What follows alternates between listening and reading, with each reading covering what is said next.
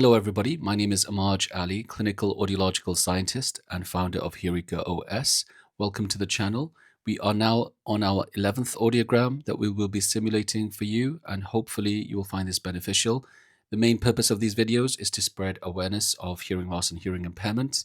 I don't think there's a more powerful way to explain or experience hearing loss than running a hearing loss simulator. Is really one of the most powerful experiences that one can have, whoever's interested in this field. Really, I remember from my own experience as a student, second year into my training, we thought by then we covered a lot of the topics of audiology and that we were getting to know this area quite well. But it's only when we had a lecture given by a profoundly deaf individual who started his own company designing products for hard of hearing people. And the first thing he did when he came up to lecture us is that he played an audio clip and he simulated hearing loss. He started with profound, severe, moderate, mild, and then eventually normal. And he asked everybody in the room to try and decipher what was being said. I remember looking at the class after this demonstration, and all of our jaws were hitting the floor. It was such a powerful experience. I remember that just like it was yesterday, even though it's close to 20 years ago that we had that lecture. So I hope that when you watch this video, that you have a similar experience, but in order to get the best experience, I would recommend that you watch these videos with earphones. If you don't have earphones, then make sure that you're in a quiet space and that you turn the volume right up on your audio devices. So without any further ado, we are looking at bilateral, so hearing loss. The right ear is significantly worse than the left side. We are looking at a severe, profound hearing loss in the right ear, and we are looking at a mild to moderate hearing loss in the left ear.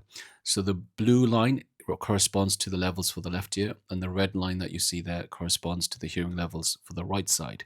For those who have not seen this chart before, this is called an audiogram, and it maps out the hearing test results. Whenever somebody goes for a hearing test, we would plot the results on this chart, which is called an audiogram. And you have two axes. So you got the x-axis at the bottom, and that's where the frequencies are. So think of a piano as you go across a keyboard. All the deep tones are on the left-hand side. You can see my cursor there. And as you move towards the right of the graph, you're getting high-pitched, high frequencies. So in terms of speech, you're looking at the low frequencies at the bottom on the left-hand side, and they would correspond to b, m, n. In the middle, you're looking at the accents, a, u, e, r, sh, s, high-pitched sounds, tinny sounds, metallic sounds towards the right side.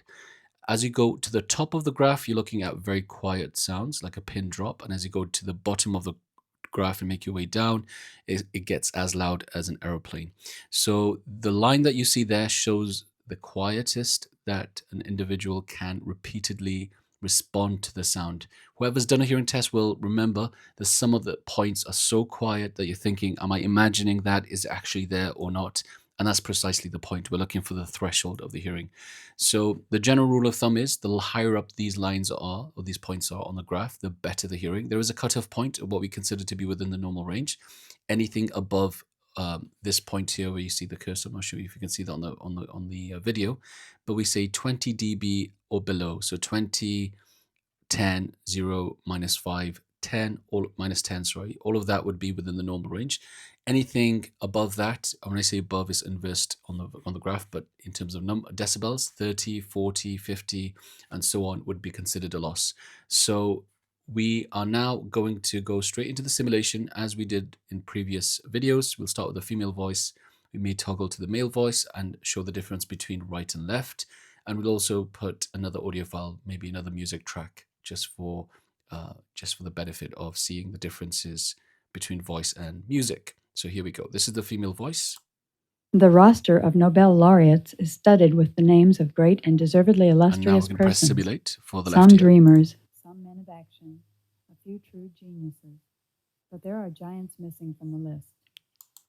For example, the most fundamental contribution to the physical sciences that has come out of America was the work of J. Willard Gibbs, professor of same voice through the left ear. University during the last quarter of the 19th century. Gibbs had no laboratory. He performed no experiments. His only tools were paper. So it's interesting on the left side, you can definitely work out what's being said. It's just, it sounds quieter. The distinctions there, but it's just quieter. Yes, some of the vowels are affected and so on. But this is possibly even without hearing aids, if somebody's speaking loud enough and close, without hearing aids from the left side, there will be audibility. There'll be an ability to understand what's being said. But if somebody is softly spoken or speaking towards the right hand side of this person, they will struggle quite a bit. If there's any background noise and the conditions aren't correct, it will be very, very challenging. So let's play the same voice now through the right side. Let's see how that goes.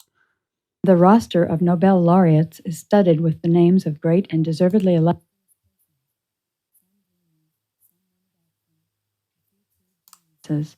But there are giants missing from the list. For example, the most fundamental.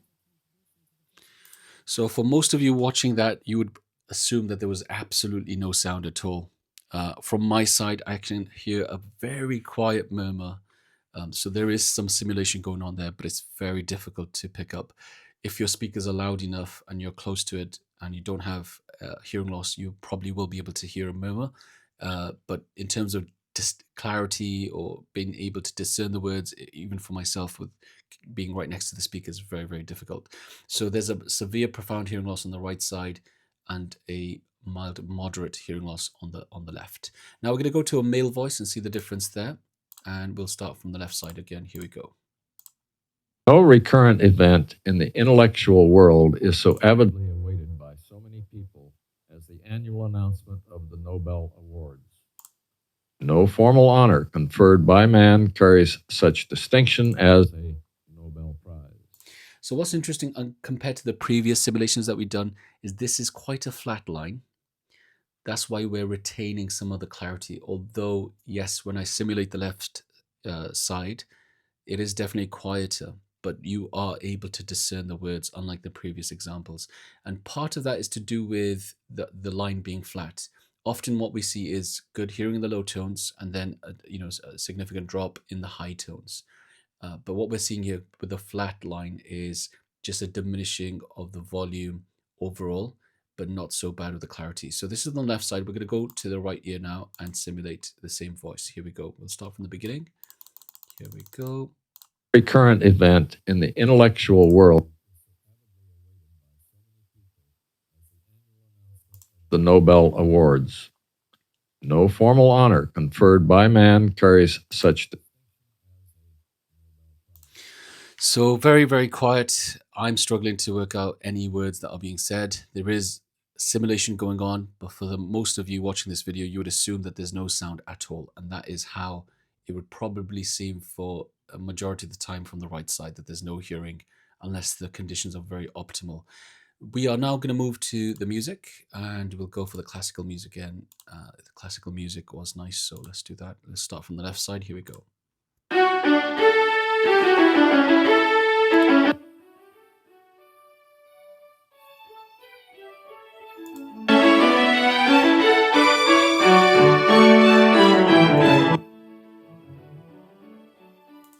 So as you can tell, the music sounds very flat. A lot of the tones are missing. Some of the instruments are missing.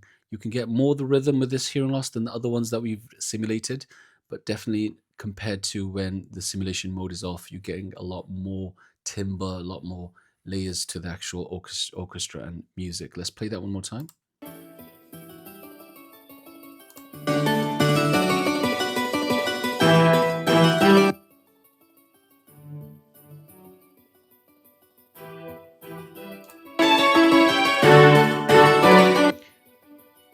Okay, now we're going to pivot to the right.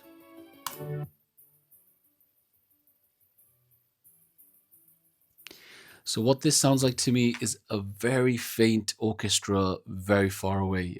I hope that was interesting and beneficial. If there's any comments that you want to leave, please do so. It's always encouraging to see engagement on these videos. But until next time, look after yourselves, and we have a lot more videos coming up. Thank you for your attention. Bye now.